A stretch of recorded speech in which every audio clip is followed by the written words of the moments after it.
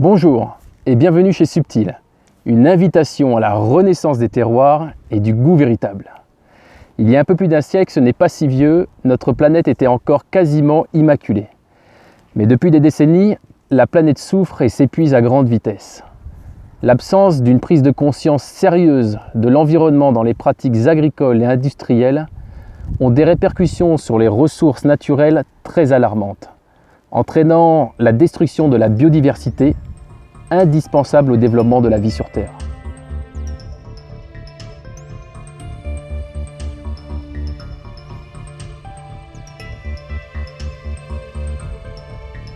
Pour moi, la philosophie de la biodynamie, c'est le vivant pour le vivant. Voilà, ça s'arrête là. C'est-à-dire qu'on n'est pas là pour tuer quoi que ce soit, on est là pour gérer les choses, pour obtenir ce qu'on souhaite obtenir. La transformation des produits par l'homme, c'est ça, mais il faut le faire sans nuire à l'environnement, et puis en essayant d'obtenir le meilleur du meilleur. Ça, c'est la biodynamie. Donc pour ça, on respecte le vivant complètement. Aujourd'hui, dans la biodynamie, en plus du végétal, on réintroduit aussi la notion humaine. En biodynamie, on a l'impression que dans le vin, il y a plus de vin. Enfin, je ne sais pas comment le dire, mais il y a plus d'arômes, il y a plus de corps, il y a plus de présence de manière générale. Et surtout un équilibre acide-alcool qui est bien meilleur. Enfin, on a souvent plus, les années très chaudes en particulier, on a beaucoup plus d'acidité.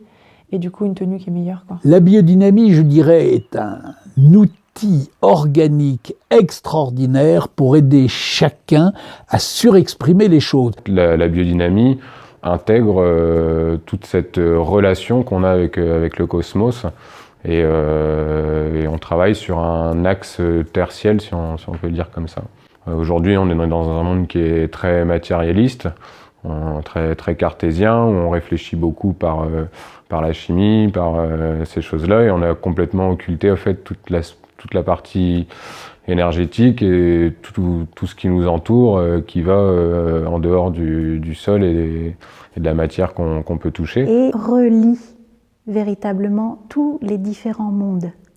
Et c'est ça la grande force de la biodynamie, c'est d'amener un équilibre dans les différents mondes, terrestres, aériens, chaleureux, cosmiques. Le style biodynamie, c'est d'avoir des vins qui sont beaucoup plus, qui parlent beaucoup plus, qui ont vraiment un ADN qui transmet dans le vin sa pureté, sa minéralité et son fruit, quoi. Une des grandes définitions de la biodynamie, c'est le respect de la terre et des hommes avant tout. Donc voilà, ça débouche sur cette autre dimension. Un vin V majuscule, c'est fait de trois choses. Comme en musique, c'est fait de la qualité de l'instrument de musique, c'est-à-dire le lieu où vous avez votre vigne. C'est fait de l'acoustique, c'est-à-dire si vous faites de la musique place de la Concorde, vous n'entendrez rien à 6 heures le soir. Donc l'acoustique, c'est quelle agriculture vous amenez pour que la vigne capte mieux la climatologie et capte mieux avec ses racines la géologie, chaque cépage le faisant à sa manière. Et troisièmement, c'est le musicien, est-ce qu'il est compétent, pas compétent. Caractéristique des vins en biodynamie, on peut dire que c'est une certaine pureté, une certaine minéralité vraie, et quelque chose qui ne fatigue pas l'organisme. Immédiatement, on a envie d'en boire. Voilà, c'est pas mal déjà. Mon grand-père disait, à chaque pied de vigne, on fait sa prière. C'est vrai que dans le Mâconnais, les pieds de vigne ne sont pas très hauts, donc il faut se mettre à genoux. Et on se met à genoux quand même très souvent chaque année, devant chaque pied de vigne. Et de se mettre à genoux ainsi, aussi souvent, on espère qu'une chose, c'est de faire du bon vin au final. Donc oui, c'est de faire un beau travail au niveau de la vigne. Lorsqu'on voit le résultat en cave ensuite, je trouve que c'est valorisant pour tout le monde, aussi bien pour la vigne elle-même, parce qu'on a une certaine communication finalement avec elle. Et puis aussi pour le partage avec l'équipe. On sait comment descend la vie sur Terre, on sait comment se lier à ces forces-là, on sait comment avoir une agriculture noble, artistique. On va revenir à une agriculture artistique. Et c'est quoi cet art? Cet art, c'est comprendre les forces qui donnent vie à la terre et apprendre à s'en servir. Et elles sont différentes et subtiles dans tous les endroits. Et chaque endroit a besoin d'une biodynamie différente. Quand on prête attention à ces vignes, que pendant une déminisation, pendant qu'on épand la préparation, il y a quand même quelque chose qui se passe, il y a une information qui peut circuler. Parce que tout est lié, on est d'accord, hein, l'esprit, la psyché, le monde vivant, le monde minéral. On peut travailler à ce que les biodynamistes appellent souvent réunir la terre et le ciel, mais réunir la terre et le ciel, c'est pas dans la tête. C'est les préparations qui sont des représentants des impulsions cosmiques planétaires qui vont être mises dans les sols, qui vont être mises sur les plantes, qui vont faire ce lien. C'est une réalité objective. Qu'est-ce que c'est qu'une dynamisation? C'est un vortex. Regardez un ouragan vu par satellite, c'est un vortex. C'est une périphérie qui s'accélère et qui devient un point. Bon, quand vous faites ça sur de l'eau, vous la vivifiez colossalement. Quand vous faites ça dans l'eau, vous avez mis une substance, c'est toutes les propriétés de cette substance en tant que lien archétypal qui sont développées dans l'eau. Et quand vous passez ça sur le sol, vous amenez à nouveau des liens et des forces spécifiques. Des rythmes importants, c'est qu'est-ce qu'on fait le matin, qu'est-ce qu'on fait le soir. Le grand rythme jour-nuit. Et ça, avec ça, on peut faire des choses formidables. C'est les rythmes de la Lune montante, ascendante. C'est certaines oppositions de planètes, opposition Lune-Saturne. C'est les jours qui précèdent la pleine Lune, qui sont très énergétisants. C'est des jours défavorables, les jours de nœuds lunaires, d'éclipses, etc., de nœuds planétaires. Donc ça, il y a des choses à puiser là-dedans, c'est intéressant. Mais la base reste d'abord de développer une individualité agricole complexe, d'employer les préparations de manière solide, éventuellement en fonction de jours particuliers. Mais je connais beaucoup de biodynamistes allemands, par exemple, ou autrichiens, ils n'achètent même pas de calendrier. Ils se réfèrent à des rythmes très simples qu'on peut observer dans le ciel. Le matin, le soir, on a des forces d'expansion le matin, des forces de contraction plus favorables au développement du sol, au système racinaire le soir. Donc quand on emploie les préparations dans ce rythme, faire de la silice de corne le matin, faire de la bouse de corne le soir, on obtient des résultats. En utilisant ces préparations, le fruit n'est pas le même. Le fruit est différent, il est dans une constitution harmonieuse, il a une véritable peau. Il a vraiment une ordonnance et une harmonie à l'intérieur de toutes les cellules.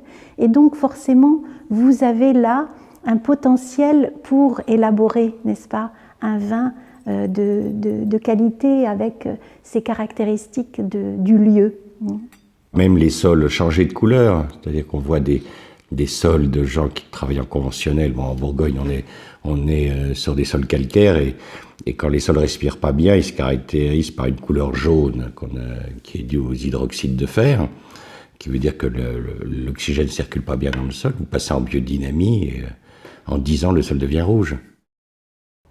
Nous ne gagnerons jamais contre la nature, mais comprenons qu'elle est notre plus précieux allié pour notre survie. Le tout n'est pas de vous convaincre, mais de vous donner à réfléchir.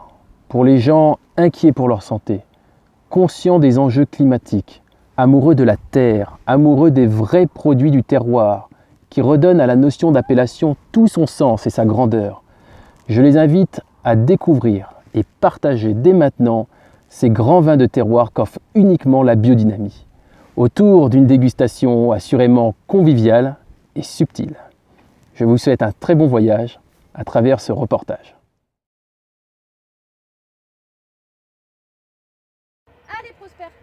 L'animal domestique, fidèle compagnon de route et serviteur de l'homme depuis la nuit des temps, se trouve au centre des préoccupations du biodynamiste. Il considère que c'est son devoir le plus élémentaire de le choyer, de le protéger, de l'élever, de l'ennoblir et de lui assurer des conditions de vie qui reflètent gratitude et le respect de son intégrité physique.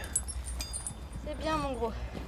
Par rapport au cheval, on a fait une étude, nous avait demandé, parce que maintenant il y a énormément de domaines qui utilisent le cheval, et pour savoir si le cheval était plus performant au niveau du sol. Il y a une vraie différence dans la structure du sol. Les sols qui étaient faits au tracteur, même nous on avait des tracteurs légers et ça les tasse quand même parce que c'est pas qu'une question de poids, c'est une question vraiment de passer toujours au même endroit parce que les gens vont nous dire un cheval c'est lourd, c'est vrai qu'un cheval c'est lourd, hein. Lui il fait 1 tonne, le percheron, et un cheval c'est lourd mais ça marche jamais au même endroit. La charrue est derrière le cheval, donc elle décompacte juste derrière lui et ça marche vraiment jamais au même endroit. Et puis nous, pour les semelles de labour, on n'a jamais la même force dans nos bras selon notre fatigue, notre humeur, la volonté de de plus ou moins appuyer et plus ou moins faire de terre. Alors que le tracteur, c'est vraiment, ça fait une semelle de labour très linéaire. En fait, une fois qu'on a descendu la charrue, c'est parti pour tout le rang. Quel plaisir des yeux de voir le cheval labourer la terre. Et puis la vigne, c'est du vivant. Ça tombe bien, le cheval aussi. La vigne le ressent. Pour l'avoir pratiqué, je reste convaincu que tout le monde est moins stressé avec le travail du cheval qu'avec le tracteur. Le principal intérêt du cheval dans la vigne est la grande précision de travail. Chaque cep est individualisé. Les intérêts suivants sont la pérennité des sols pour la valorisation des terroirs, l'intervention sur des parcelles techniques où le tracteur ne va plus car le risque d'accident est trop élevé. Avec un cheval de trait, les vibrations qui accroissent la destruction des sols n'existent plus. Il favorise aussi l'enracinement de la vigne et la polyculture. En tout cas, la connexion entre l'homme et le sol se fait bien par le cheval parce qu'on a vraiment le nez dedans. On ressent la dureté du sol, sa souplesse, son humidité. Donc il y a une vraie différence et qu'on peut vraiment voir au fil des années. Les cortons, même pour nous physiquement, maintenant c'est facile à travailler parce que les sols sont très souples. Les vins sont bons. Les vins sont très bons et ils ne sentent pas le cheval. Merci. Le labour, quand il n'était pas fait en violant la terre avec des tracteurs qui labourent même par la plus grande sécheresse, dans le labour, l'agriculteur, il avait un lien de tripe, parce qu'il sentait que la terre retournait, peut-être un peu abîmée dans son vivant, mais il sentait, je dirais, il communiait tellement avec cette terre, il sentait tellement qu'elle était la matrice de la récolte du lendemain, qu'il y avait un lien de cœur avec cette terre. Ces liens intangibles, un lien de cœur, c'est une force. Et surtout, il n'y a pas de vibration. Un animal, il ne vibre pas. Ce qui tasse les sols, c'est la vibration du moteur. Et en fait, on a plus d'activité biologique avec les gens qui travaillent avec le cheval. Puis le cheval, il n'aurait jamais enfoncé un fer de 30 ou 40 cm, il ne peut pas, il ne tirerait pas. Et puis il travaille plus lentement, il est plus respectueux. Un cheval, dès qu'il sent un pied de vigne, il ne va pas y aller, parce qu'il ne va pas pouvoir, alors qu'un tracteur, vous avez une dent, le tracteur, il a la puissance pour arracher le pied. Déjà au niveau de la structure des sols, on s'aperçoit que les sols sont beaucoup plus décompactés. Du fait qu'ils soient beaucoup plus décompactés, on a beaucoup plus de vie microbienne. Du fait qu'il y ait plus de vie microbienne, il y a beaucoup plus de diversité au niveau floral. On s'aperçoit qu'il y a plein d'herbes, de trucs, de fleurs qu'on ne voyait pas avant. Donc on se dit, tiens, c'est un sol qui revient. Un sol qui revit, c'est un sol qui s'enrichit, c'est-à-dire qui crée lui-même de l'humus et il s'épaissit comme dans une forêt. Et ça va apporter des sols hyper équilibrés et bien suffisamment riches pour que la vigne en bénéficie, pour qu'elle puisse dégrader des minéraux et s'enrichir de ce travail. Ça, c'est vraiment essentiel.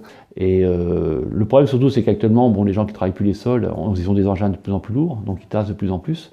Donc c'est des sols qui sont asphyxiés.